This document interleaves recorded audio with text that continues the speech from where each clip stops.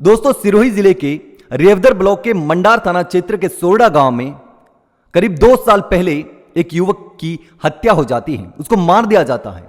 रात को घर के बाहर करंट लगा करके उसको मार दिया गया, परिजनों का आरोप है।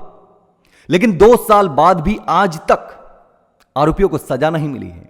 अब तक पुलिस यह आइडेंटिफाई नहीं कर पाई है कि इसका गुनहगार कौन है, किसने पद्माराम की हत्या की। पहले जब पद्माराम की हत्या की गई थी तो समाज के लोगों ने, परिजनों ने धरने दिए थे, प्रदर्शन किए थे और न्याय की मांग की थी। तब प्रशासन और आला अधिकारियों के द्वारा आश्वासन दिया गया था कि इस मामले में कार्रवाई की जाएगी। एक बार एफएसएल की टीम भी घर पे पहुंची, सीन को रिक्रिएट किया गया, लेकिन उसके बाद भी आज तक इस मामले में कुछ भी नहीं हुआ। और आखिरकार 2 साल बाद फिर से परिजनों को परेशान होकर, मजबूर होकर थाने के बाहर धरना देना पड़ रहा है। ये तमाम लोग मंडार थाने के बाहर धरने पर बैठे हैं, लेकिन यहां पर भ्रष्टाचार इतना है कि किसी गरीब को न्याय नहीं मिलता, किसी पीड़ित को न्याय नहीं मिलता। यहां कोई आवाज उठाने वाला नहीं है, बोलने वाला नहीं है, आम और गरीब जनता के लिए कोई पूछने वाला नहीं है। और इसीलिए उनका आरोप भी है कि शायद जो आरोपी होगा, उस आरोपी ने पुलिस को पैसे खिला दिए और इसलिए इस जांच को दबा दिया गया, फाइलों को दबा दिया गया, मामले को बंद कर दिया गया, कोई कार्रवाई नहीं हुई।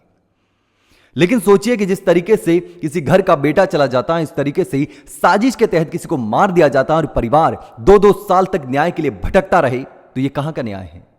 यह कहां का लोकतंत्र है? लोकतंत्र में बोलने का अधिकार भी नहीं है अब तो। और जिस तरीके से 2 साल से यह परिवार भटक रहा है न्याय के लिए, आज तक न्याय नहीं मिला। और यहां पर एक समाज का मामला नहीं है, न जाने ऐसे कितने ही पद्माराम यूं ही मार दिए गए होंगे, लेकिन आज तक जांच नहीं हुई।